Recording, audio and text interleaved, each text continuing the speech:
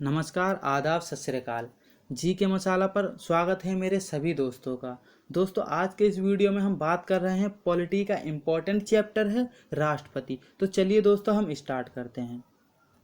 Question number first है, भारत सरकार का संवैधानिक अध्यक्ष कौन होता है? तो दोस्तों, अनुच्छेद 53 के अनुसार भारत सरकार का संवैधानिक अध्यक्ष राष्ट्रपति होता है। तो दोस्तों, इसका जो राइट आंसर जो होगा ऑप्शन ए, राष्ट्रपति। चलिए नेक्स्ट क्वेश्चन पे चलते हैं।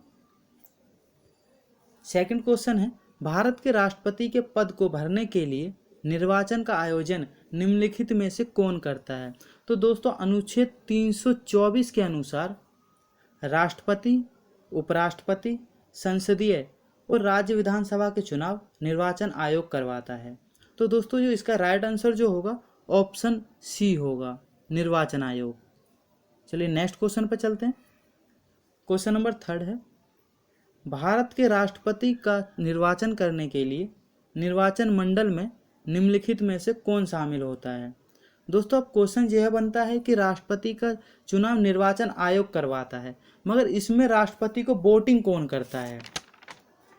तो दोस्तों, राष्ट्रपति को जो है लोकसभा के चुने हुए सदस्य, राज्यसभा के चुने हुए सदस्य और राज्यों की विधानसभाओं के चुने हुए सदस्य मतदान करते हैं। तो दोस्तों, इसका राइट आंसर जो होगा ऑप्शन सी होगा,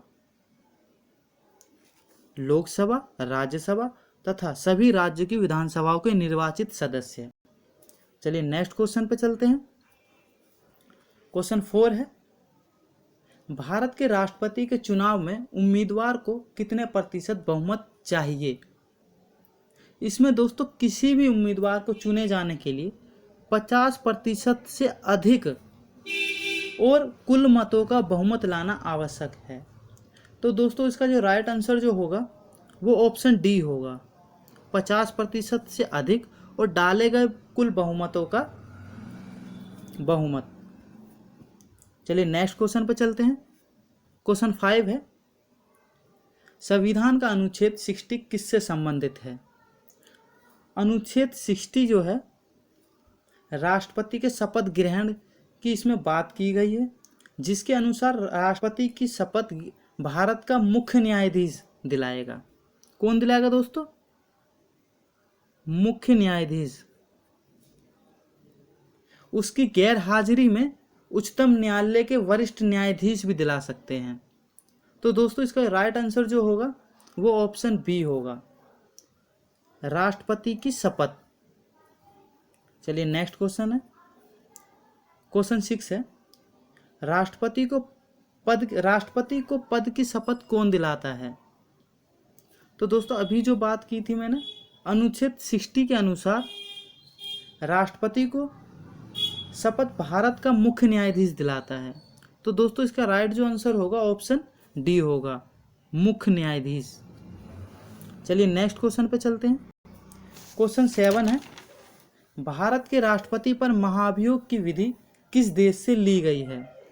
तो दोस्तों, अनुच्छेद 61 के अनुसार राष्ट्रपति पर महाभियोग की बात की गई है। महाभियोग की विधि भारतीय संविधान में अमेरिका से ली गई है, यूएसए से। भारत में राष्ट्रपति पर महाभियोग की प्रक्रिया किसी भी सदन में शुरू की जा सकती है, परंतु राष्ट्रपति पर सिर्फ संविधान का उल्लंघन करने पर ही महाभियोग की प्रक्रिया की जा सकती है। इस प्रक्रिया से 14 दिन पहले राष्ट्रपति को सूचित करना पड़ता है दोस्तों, तथा सदन में 2/3 बहुमत से संकल्प पारित करना होता है। इसके बाद दूसरे सदन में जाता है जी, वहाँ जांच होती है और अगर वह संतुष्ट हो जाते हैं और 2/3 बहुमत से संकल्प पारित कर देते हैं, तो दोस्तों उसी दिन से राष्ट्रपति को अपने पद से हटना पड़ता है। तो दोस्तों, इसका जो राइट आंसर होगा वो ऑप्शन ए होगा, अमेरिका से ली गई है। चलिए नेक्स्ट क्वेश्चन पे चलते हैं। क्वेश्चन 8 है,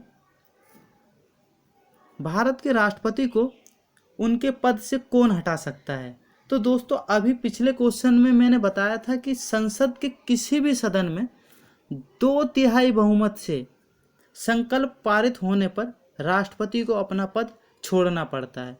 तो दोस्तों इसका आंसर जो राइट आंसर जो होगा ऑप्शन सी होगा, संसद। चलिए नेक्स्ट क्वेश्चन पे चलते हैं। क्वेश्चन 9 है, राष्ट्रपति का पद खाली होने की स्थिति में उपराष्ट्रपति राष्ट्रपति के रूप में अधिकतम कितने समय तक कार्य कर सकता है। अब दोस्तों सवाल यह बनता है कि राष्ट्रपति को हटाने पर उसके पद पर कौन कार्य करेगा।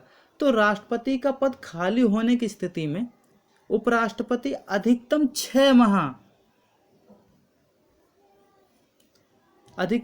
माह तक कार्य कर सकता है। तो दोस्तों इसका जो राइट आंसर जो होगा वो होगा 6 माह, ऑप्शन बी। चलिए नेक्स्ट क्वेश्चन पे चलते हैं। क्वेश्चन 10 है, भारतीय संविधान के अनुसार राष्ट्रपति पर किस की रिक्ति भरनी होती है। भारतीय संविधान के अनुसार राष्ट्रपति पद की रिक्ति भरनी होती है। तो दोस्तों अनुच्छेद 56 के अनुसार राष्ट्रपति के अनुच्छेद जो 56 है उसमें राष्ट्रपति के कार्यकाल की बात की गई है, जिसमें वह अपने पद पर 5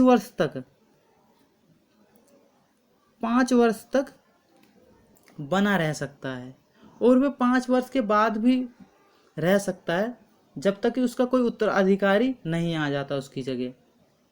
संविधान में राष्ट्रपति की सेवानिवृत्ति की आयु की उल्लेख नहीं किया गया उसका।